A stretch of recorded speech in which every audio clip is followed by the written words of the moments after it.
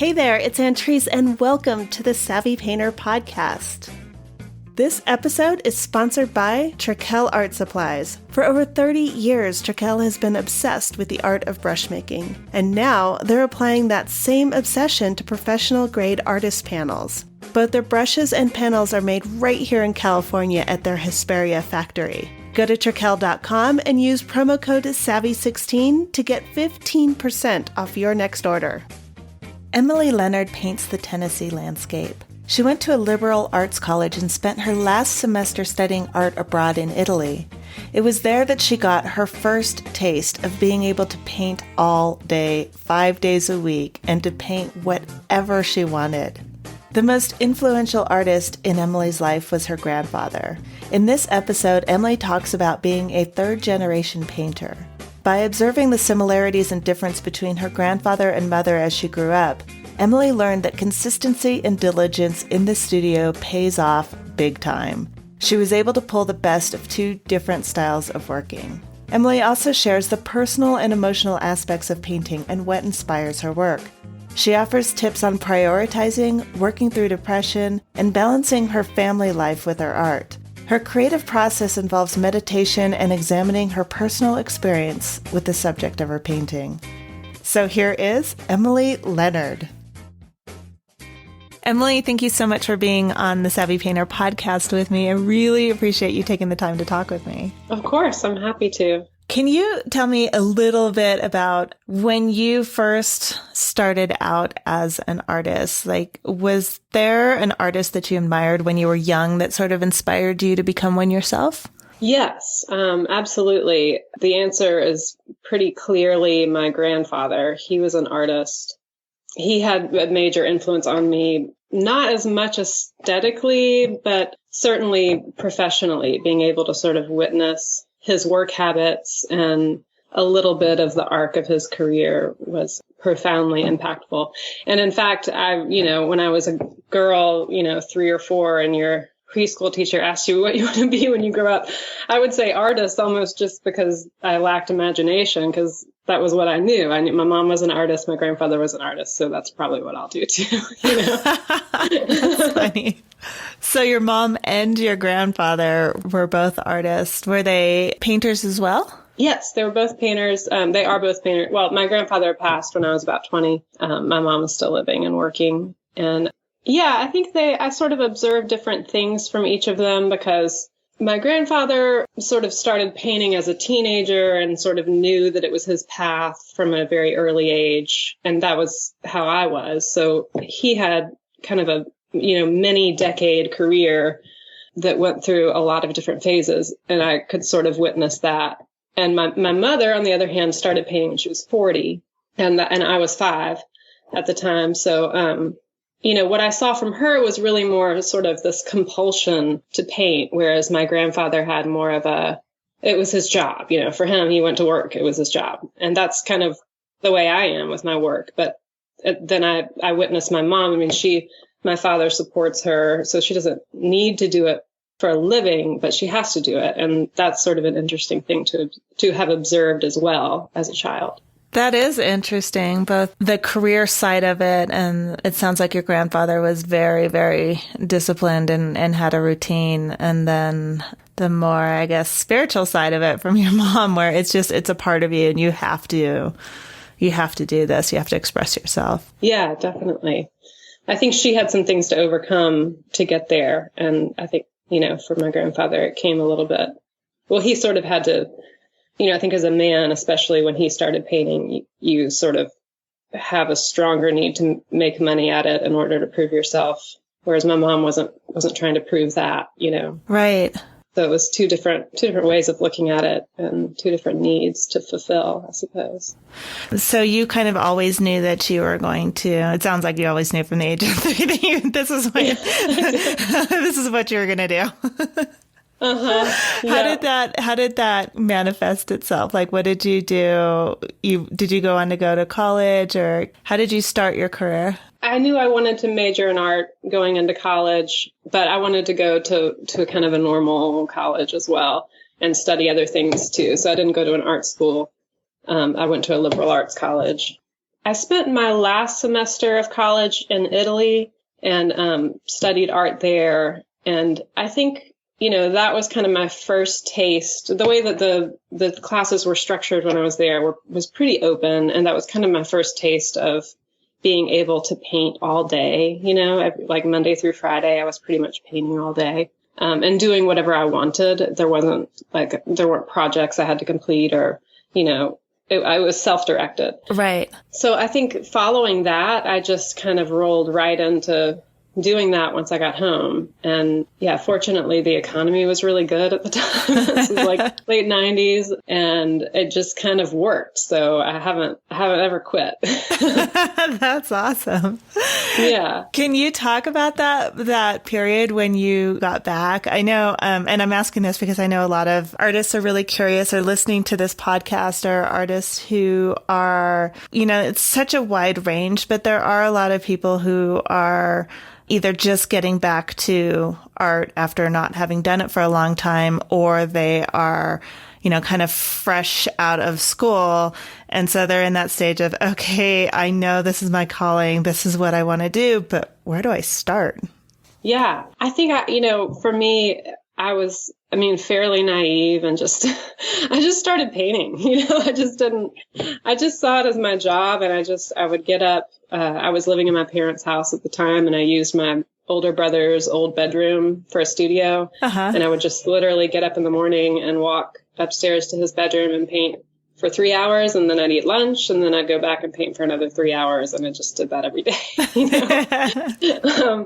So yeah, I know that's kind of it's an easy answer because there's no clear way of like having income. And I was living in my parents' house, so I didn't have to pay rent. But yeah, I think probably having that mindset of deciding that that's your job, and that any other job that you might need to have to pay the bills is going to support that and work around that, rather than, prioritizing your other job and then sort of fitting in painting wherever you can. Exactly. I think that was always a really important distinction for me, was that painting's my job. That's the thing I have to spend, 40 hours a week on. And then if I need to like wait tables after that, or if I need to do something else, then, it'll fit in around it. Yeah, making it a priority. And what I'm going to say is totally redundant, but making it a priority means it comes first and everything else gets built around it. And it is a very important distinction that I think a lot of people don't make, is that it comes after everything else. And I think that's where things can be really, really frustrating for people. Mm-hmm. So yeah, that was great that you made that distinction early. And it sounds like maybe your grandfather was a good role model for that. Definitely. He would get up early in the morning before breakfast and go paint and, do it all day long. And he always quit right at 5 to spend time with his kids. And he was, most people, most young adults and children sort of probably have somewhat fantastical views of their grandparents, especially if they're close to them at all. And I certainly had one of him, but I kind of am grateful for it. I'm kind of grateful that I didn't know him in my 30s and 40s when I could sort of see him clearly for all his faults and everything. I just kind of saw this magical artist who had a really great life and thought, that's what I want to do, Yeah. Can you tell me, was there a moment or a decision that you have made in your career that you feel like was a personal success? Something that, when you look back at it in hindsight, you realize even if I didn't know that at the time, that was a good move. Yeah. I probably a few different ones come to mind. There's one in particular that I feel grateful for. And that's that I remember, 7 or 8 years ago, I guess, I was doing a show. I was getting ready for a show that was in Seattle, and it was a big show. It was my first solo show at this particular gallery, and the gallery was, a big, beautiful gallery, and I felt intimidated by it, but also really ambitious about it. And I was doing a lot of very large scale work, and I had started a painting that was a diptych that was really large, from the first kind of moment of it, from the conception of it to the first brushstroke to everything, it just felt really right and kind of magic, I think you have all these sort of frustrating paintings and failed paintings, all for the sake of getting you that one magic one that comes along every time. Oh my gosh, yes. And you kind of have to be grateful for the failed ones because they got you to the magic one, So, but I started this piece, and every time I worked on it, I had so much love for it. But I only worked on it 3 or 4 times, and I was kind of at a point where the deadline of the show was fast approaching, and I was either going to have to really kind of crank this painting out, or I was going to have to give it up and not have it in the show. I always am going to choose the first one, to just really push it and get it done. That usually was what I always did. And I think it was, it sounds a little corny, but it was literally my love for the painting that made me decide to not finish it and to just do the show without it and pick it up later. And when I picked it up later, it was, every time I worked on it, I would just think about it for a while and do a couple of marks and then walk away. And it really changed my process, to be able to kind of think about my work that way, and to also just to feel that way about a painting.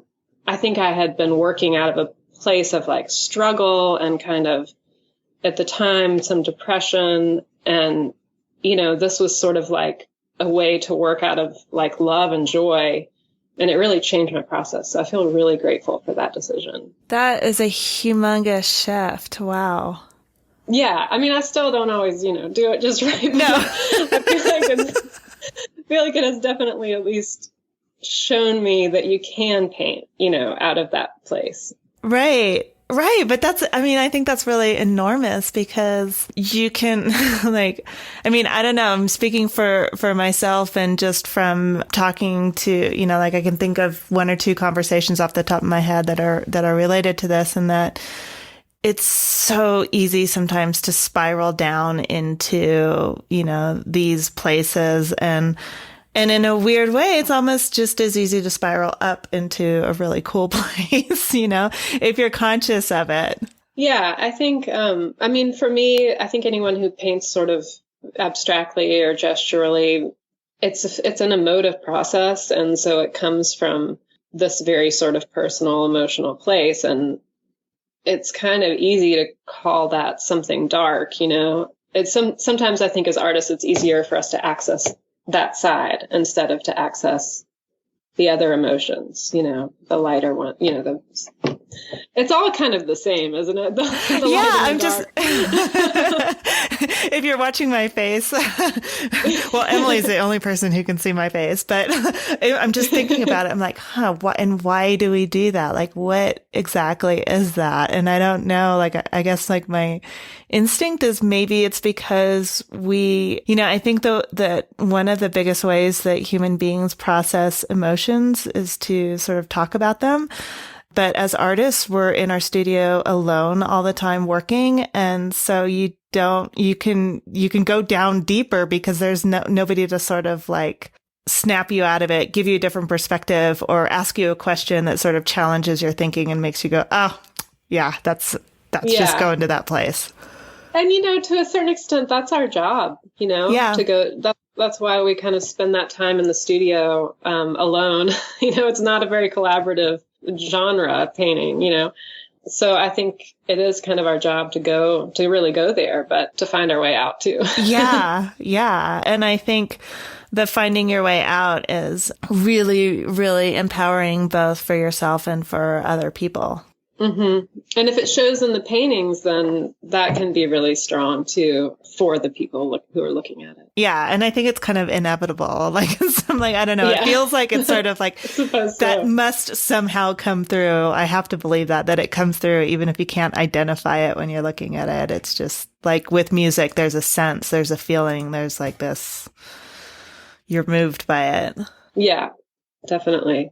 I want to ask you a question because somebody asked me if I could find an opening for this in a conversation. But before I ask you this question, I want I want you to know that you do not have to answer this. Okay. Okay. But you mentioned that you at some point you were depressed and that painting sort of helped you out of it. And the question, I got this really beautiful email from somebody who's struggling with a different kind of mental illness, but he was kind of wondering, like, could you, like, if there's any opening for this in your conversation, is there a way for you to talk about it? So if you don't mind, you don't have to give any details, but I guess, like, I would love to hear how painting sort of helped you through the depression that you were experiencing. Yeah, well, I think, the first thing that comes to mind actually is, I think I told you I've been painting from such a young age. For me, I think the depression was sort of surrounding some things about my childhood that had come to light. And I think that in a way, what was an important distinction, and this is really just kind of doing the opposite of your question, but to me, an important distinction was realizing that sometimes I was painting as a coping mechanism and not actually talking. And so it was kind of eye-opening to me to realize that for a while there, I needed to not paint so that I did find an actual voice instead of just putting it all in the paintings. But I think that once I did that, then painting did become much more cathartic and it wasn't so sort of filled with struggle.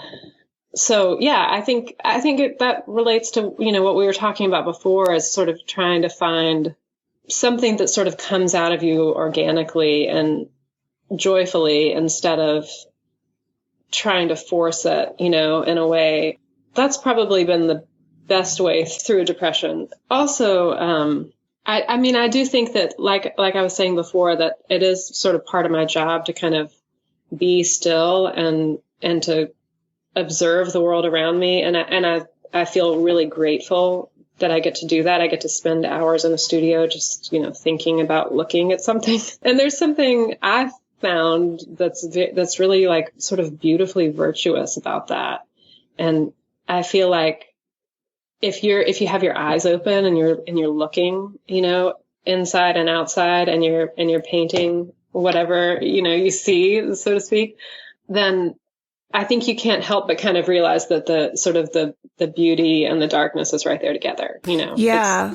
And that's just a more honest sort of way of looking at yourself and life, in a way to just kind of have that stillness and recognize, oh, everything is just as it should be. And everything is very difficult. It's all right there together. Yeah. The struggle is a part of this, and there's beauty in the struggle. Yeah. I love it. That what you said about using painting as sort of, now I'm putting words in your mouth, but sounds like sort of an escape from what you were dealing with, and recognizing that. And I think the most beautiful part about that is what I'm imagining the outcome is that all of that stuff is now used consciously rather than unconsciously, or as default. Maybe as default is the better way to put it than unconsciously.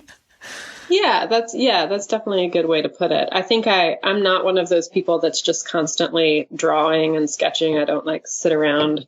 I remember my grandfather would do that all the time. He'd just sit at a restaurant and draw on his napkin and stuff. And that's not me. I think I maybe used to do that, but now it's kind of categorized a little bit, where I see it as this work that I do. I go to the studio and I do this work. Do you have a ritual or a way that you start your studio practice off on a regular basis? Yes, it definitely has evolved a little bit over the years, and sometimes I get into sort of a bad habit of not doing it, but I feel like if I do sort of stick with something, it definitely helps. I read a book, I don't know, 10 or 15 years ago called The Creative Habit by Twyla Tharp. Yes. Yeah. Have you read that? Yes. I love that book. Yeah. It was given to me by a sort of a fellow artist, a photographer. And yeah, it really changed the way that I worked. And I've always really sort of related to the art form of dance, just in as much as kind of finding the genesis of these things within your body, just as much as within your mind. Mm-hmm. So yeah, just that sort of having some physical kind of light posts, are kind of important for me. Can you give an example of that? What you... Sure. Yeah. I do a lot of yoga, so that's kind of incorporated in it. I I usually get into the studio and I kind of like waste some time on my phone for a little while. And then when I'm ready to, get after it, I get my yoga mat out and I'll sort of run through a series of stretches and then kind of end with like a very short meditation. And that's changed lately. I've had some sort of more significant physical issues in this, in the studio, well, in my life, but it's just kind of neck issues and broke my tailbone and stuff like that. So I have more prescribed exercises right. to do from my physical therapist than I do. Yeah. So it kind of has changed, but I basically am trying to just kind of loosen up my body and warm up and sort of find myself, inside my body a little bit. And then the short meditation is mostly just a time to kind of connect within, but also I like to kind of at least put it out there in my mind to kind of consider the painting that I'm going to be working on and maybe dream up some colors and things like that. Do you find that that's kind of a reset button or sort of like I don't know how to describe that. Have you read Stephen Pressfield's book also? No. Oh, it's a great book. It is called The War of Art. Oh, yes. I've had people tell me about it, but I haven't read it. Yeah. So he also starts off with a ritual, very, very different type of ritual, but there's a thing that he does every day before he sits down and starts writing. I inconsistently do things like that. I'm very inconsistent about it. Inconsistent with it as well. When things are going well, I'm doing it. Right. Which is, when things aren't going well is when you really need it, right? Like what's that saying is that if you don't have time to meditate for 20 minutes, you need to meditate for an hour. Right. And I definitely feel that. But when I do it, at least for me, it feels like it just allows me to sort of cleanse my palate and focus entirely on what I'm doing and set aside anything and everything else that might be wanting to poke me or get my attention or sort of get in my way. It's a good sort of, fresh page to start on mentally, I think. Yeah. Transition from whatever else is going on, in your mind and your to-do list or whatever, and kind of move into that. This episode is sponsored by Trakell Art Supplies. Courtney Bridges manages the marketing campaigns for Trakell Art Supplies. She keeps a close eye on social media trends and keeps current with this changing landscape by sharing information and comparing notes with artists. It is a great example of how your community can help you stay on top of changes. Now that Instagram kind of changed their algorithm, if you're using keywords like sale or go to my website and stuff like that, that's when they kind of aren't showing your feed as much to a lot of people. So you have to make sure you're wording properly so that your posts are being seen when they know you're trying to use the platform to sell to people, promote your website. If you're using certain words, they're going to know that, and they're not going to put you at the top of the feed unless you pay to promote. When we post, a product or trying to get people to come to the website, we've definitely seen a change in that ever since the algorithms have been updated. Go to Trakell.com and use promo code SAVVY16 to get 15% off your next order. What is your process for starting a painting? Can you tell me a little bit about that, like once you get into your studio? For me, it starts with the subject, which sort of historically has been landscape for me, but more recently sort of botanical, floral type work. Mm-hmm. So the genesis is kind of my experience either in that place if it's landscape or with that object if it's floral. And I photograph, my subjects, and then I work from the photograph. So I think I kind of find the painting through the camera a little bit and in my experience, again, with the subject. And then I kind of jump right into painting. I don't do drawings. Sometimes I'll do little kind of color studies to work out some color combinations, but usually I'm too anxious and I just work it out in the painting and stuff. Right. What is it that keeps you inspired or keeps you fascinated with your work? Well, that's a good question. I think it's been a little hard to find lately, actually. I mean, I think ultimately I feel generally kind of, intoxicated by the natural world. it's just so sort of full of activity, miracles all the time, you know? So that's just a constant and ever deepening source for me. It's all, you know, most of my paintings are coming from a pretty personal place. So it's kind of a combination of what I'm painting and where I am. I haven't necessarily painted things sort of highly observationally. I mean, I'm definitely observing my subject pretty intently, but the paintings turn out fairly abstracted. So I think that it's not, I mean, the paintings aren't necessarily about the thing that I'm painting as much as they are about my experience with the thing or, you know, about anything, any sort of personal place that I'm coming from. So anyway, all that to say, I think that in terms of where they start, yeah, I think the genesis is always just kind of my experience in a place. And the botanical work, it doesn't feel that different to me than landscape. It's just narrower, you know, it's just kind of like instead of looking at a mile of woods, I'm looking at a couple square inches, you know? Right. So it's not that different in terms of the way I think about my subject. The approach is similar, and the fascination is pretty similar.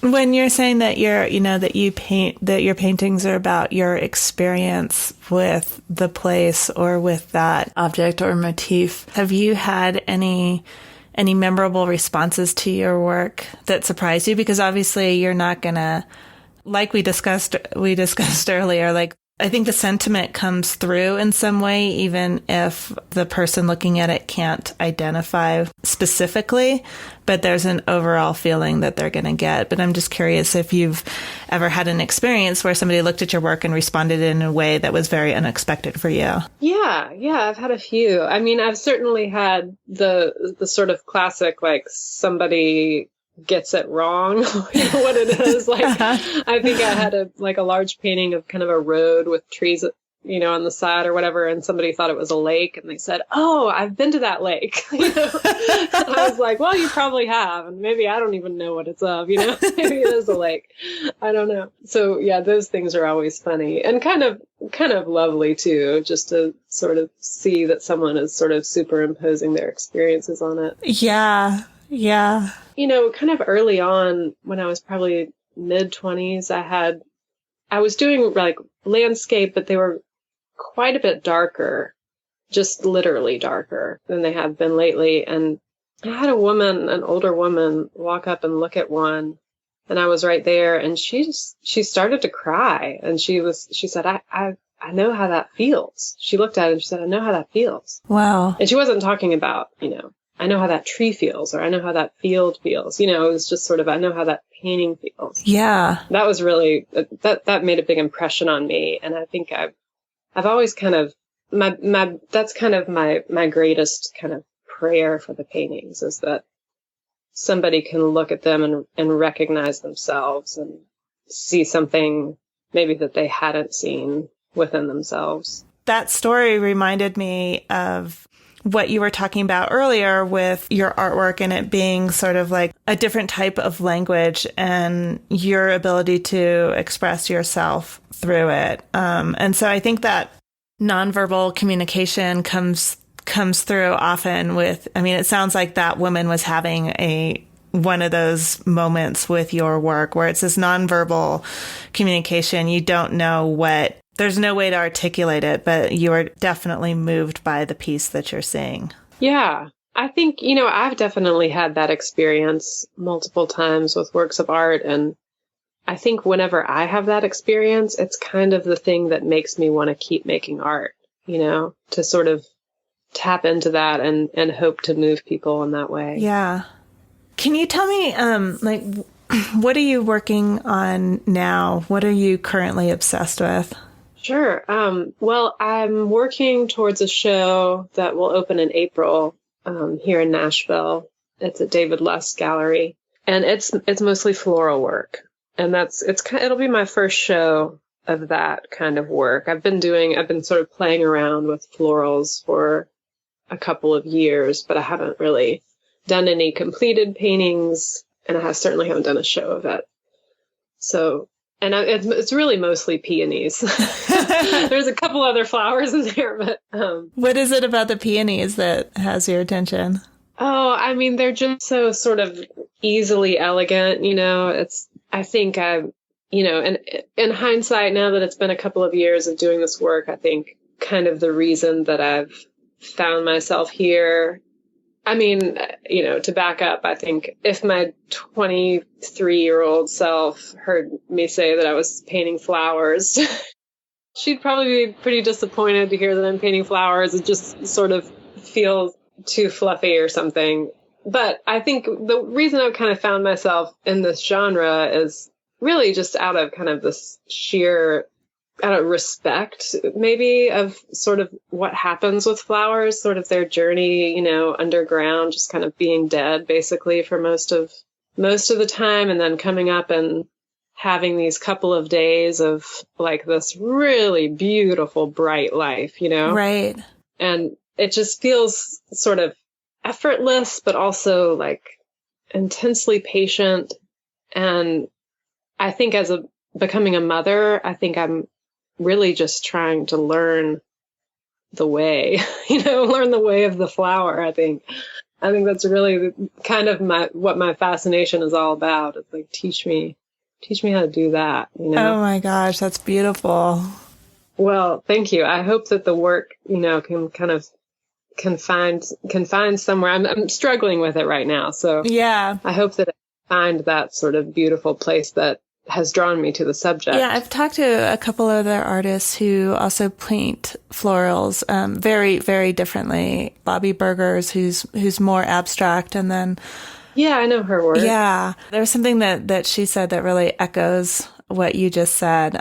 So it just totally reminded me of that. And Kathleen Speranza also. And it's really interesting because, from Bobby Burgers, you're reminding me of that because she also explores the evolution, not the evolution, but the birth and the death of the flower in her work. Uh-huh. And Kathleen Speranza, we talked quite a bit about the struggle to paint flowers in a way that's not the stereotypical genre. Mm-hmm. Because, flower paintings can be very kind of saccharine if you allow them to be. Definitely. Yeah. And so sort of hyper feminine. Yes. Although that might be the reason that I'm drawn to it right now. I don't know. Yeah. So it's kind of like, I feel like I'd always felt like the best compliment to me when I was doing landscape, if someone said, I don't usually like landscapes, but I like your paintings. You kind of want to garner the same kind of attention. Like, I don't usually like florals, but these are working, Right. Since we were kind of just talking about this off the air, but would you mind kind of sharing what it's like as an artist having your daughter's 3 years old? How do you balance that? I hate asking a parent, how do you balance your life with your children? I think that sounds so awful, but it really is this sort of juggling act. And the reason that I ask is because I know so many people, so many artists out there are struggling with that. Like, how do I do this? So do you have any tips for other artists out there who are struggling with that? Oh, I wish I did. I feel like part of the answer is sort of inevitably you don't balance it. It just sort of feels crazy and you just do it anyway. You get used to the craziness.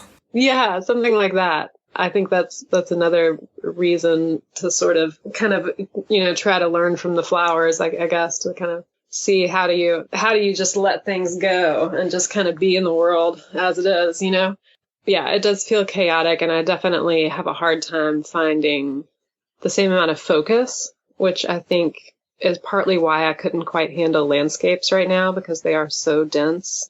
Like I said before, they cover, miles, and so it just seems a little bit simpler to me to cover something that's just, a number of inches large.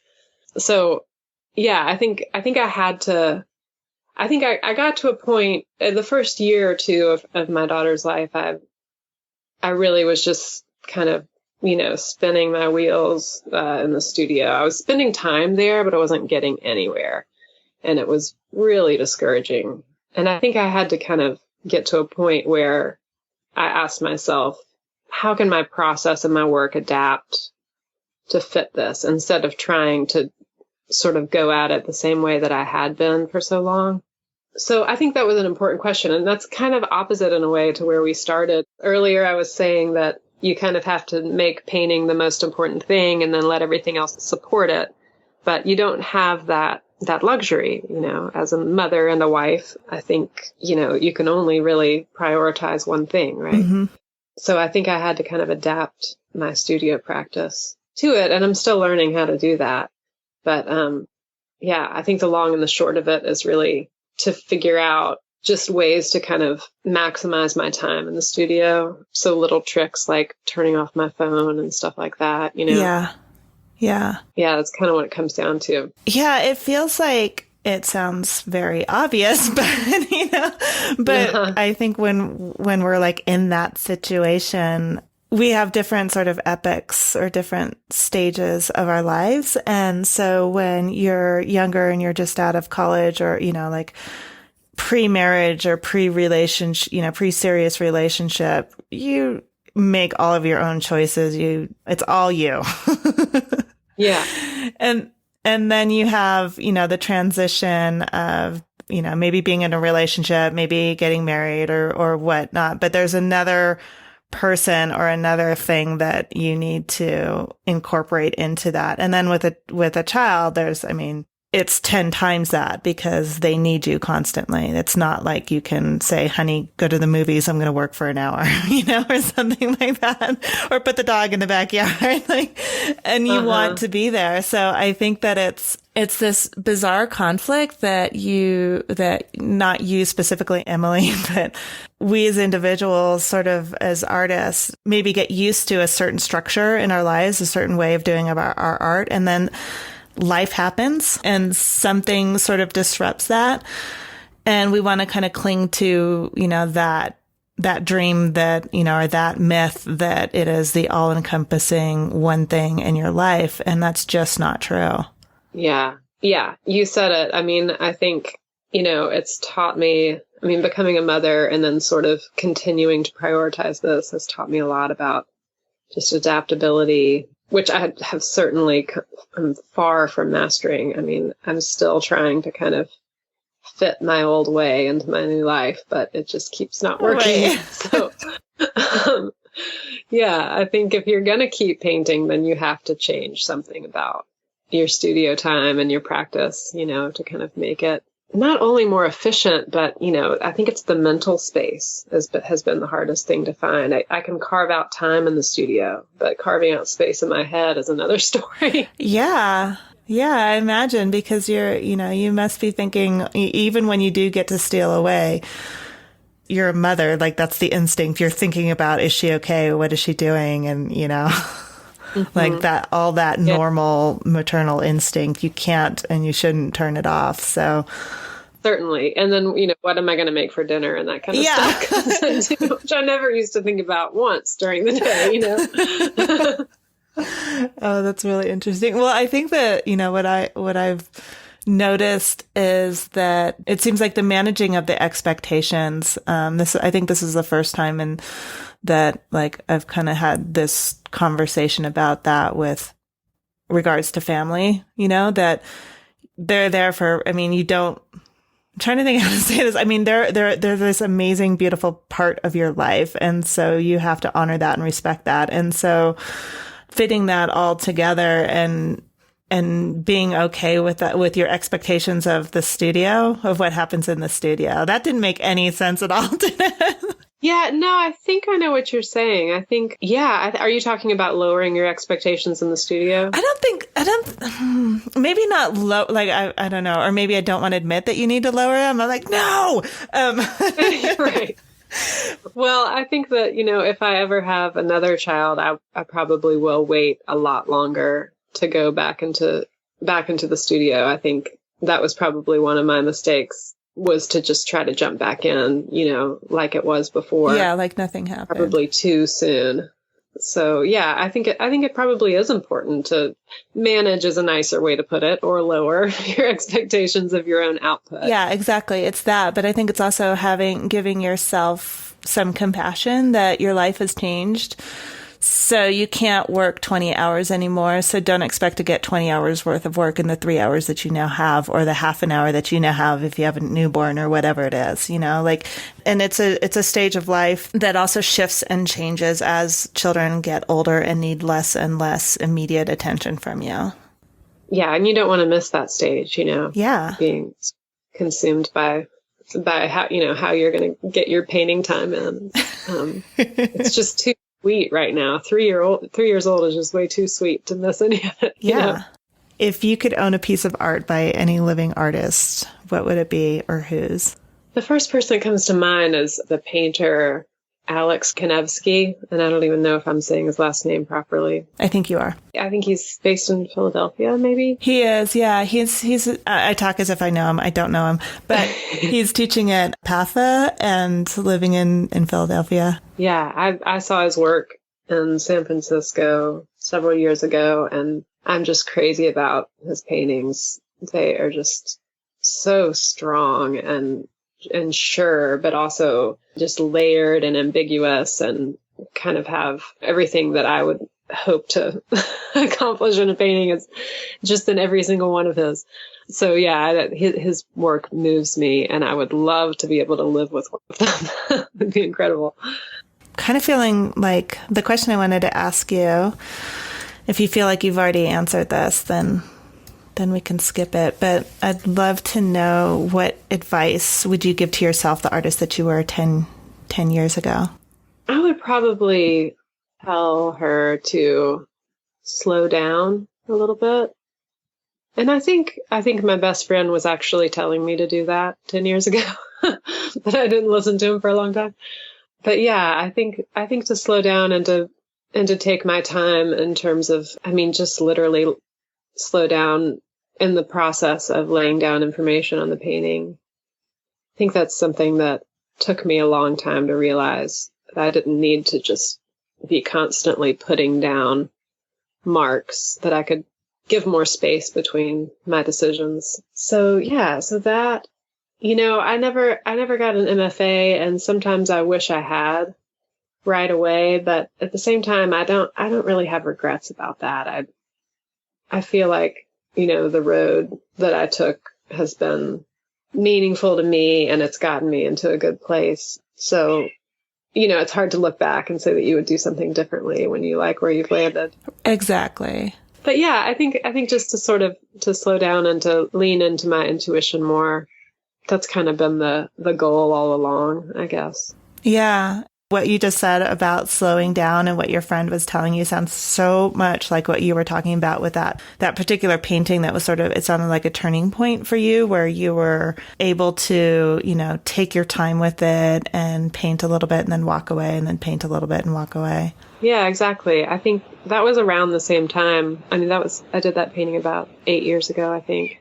So yeah, that's been sort of a major lesson for me. It's also quite applicable to the sort of journey as a mother to figure out how to fit time in. It's hard to think about slowing down more to become more productive, but it really tends to work that way, at least for me in the studio. Oh, totally. Like it's that whole, I'm so big on that. This will be a huge conversation, which we won't get into, but doing less is actually way, way more productive. I think it's figuring out what to take out. Yes, exactly. So yeah, that's definitely been a big lesson for me all along. And I don't think I told you the name of that painting. I ended up naming it I Woke Up and Loved You. No. That's just how I felt about it. And I think that's that's always sort of a returning point for me too, is just getting to that place where you just sort of can open your eyes and have love for your work and have love for your pieces and for your viewers, and, and just to create from that kind of a place. Beautiful. Emily, thank you so much for being on the show with me, for sharing yourself. Well, thank you for having me. It's been fun to talk and to sort of look back over things. Emily's website is emilyleonard.com. I want to give a big thank you again to Emily for sharing her story and being a part of this podcast. Go to savvypainter.com and click on the podcast link. You will find the show notes for this episode there, and you can see Emily's paintings along with links to everything that we talked about in this episode. If you've been listening to the podcast or are subscribed to the mailing list, you know I've been working on a very special program for you that is coming up soon. It's an ongoing membership program for artists that will help you get your work out, find collectors, and expand your network. I'm designing this to show you the small baby steps that, when done consistently, add up to giant leaps in your studio and business. So if you want more information, you can put yourself on the early bird list at savvypainter.com/earlybird. And as I get closer to the launch, which is very, very soon, you will be the first to know, and you will be eligible for the lowest possible price. So if you want to be part of this exclusive group, again, it's savvypainter.com/earlybird. Next week, Kirstina Reiner Hansen will be my guest. Until then, this is Ann Trees Wood with the Savvy Painter Podcast. Thank you so much for listening.